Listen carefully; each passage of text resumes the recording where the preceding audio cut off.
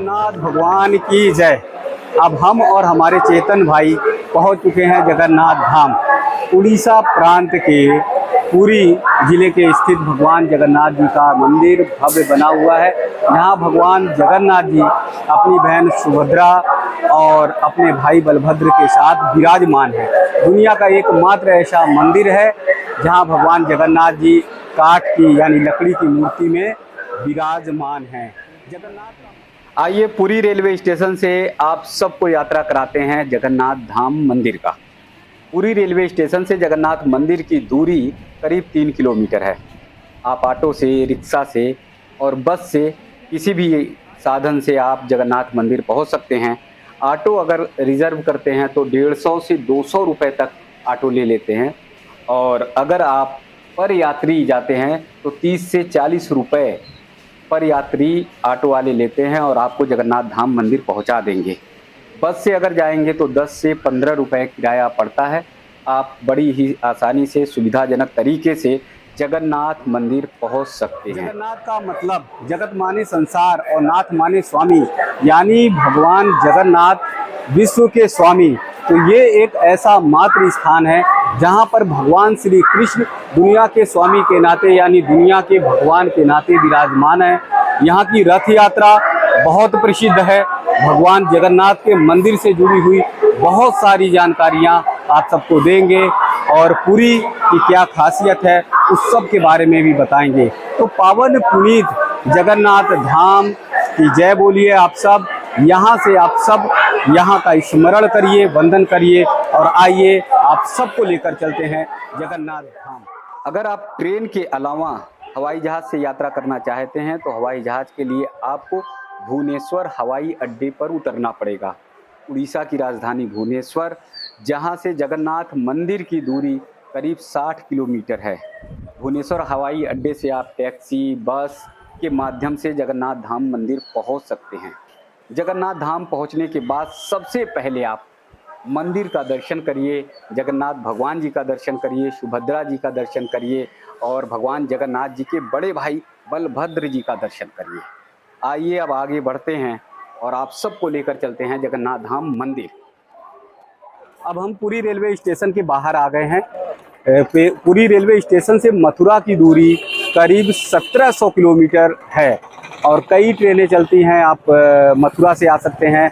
अगर by the way आप मथुरा से नहीं आ पाते हैं तो हरिगढ़ से भी पुरी के लिए ट्रेनें आपको मिलेंगी, जिससे आप जगन्नाथपुरी की यात्रा कर सकते हैं। पुरी का शहर यानी पुरी का रेलवे स्टेशन कैसा है, क्राउड कैसी है, लोग कैसे हैं, वो आप सबको दिखाएंगे। आप चारों तरफ देखिए, यहाँ पर हरियाली जो है आपको बहुत अधिक दिखाई देगी। रेलवे स्टेशन के पास ट्रेन से भी हम लोग आ रहे थे तो लगातार ताड़ के बड़े बड़े पेड़ दिखाई दे रहे थे। हर तरफ हरियाली, ग्रीनरी दिखाई दे रही थी। साथ ही यहाँ का मौसम अगर देखेंगे तो मौसम की बात करेंगे तो इस समय मौसम बहुत अच्छा है।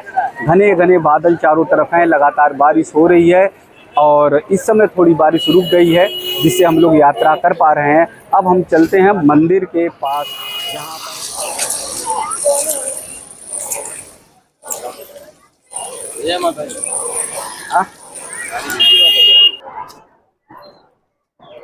यहाँ पर रास्ते में ज्यों ही रेलवे स्टेशन से आगे बढ़ेंगे तो समुद्र की लहरें आपसे बातें करते हुए आपका अभिनंदन और स्वागत करते हुए दिखाई देंगी, क्योंकि समुद्र की लहरें जब उठती हैं तो ऐसा लगता है कि बस आपको जगन्नाथ धाम मंदिर में स्वागत और अभिनंदन कर रही हैं। समुद्र इतना सुंदर दिखाई देता है, उनकी लहरें इतनी बेहतरीन दिखाई देती हैं कि आपको लगेगा एक पल के लिए यहाँ पर रुककर समुद्र की लहरों को देखा जाए, समुद्र को देखा जाए।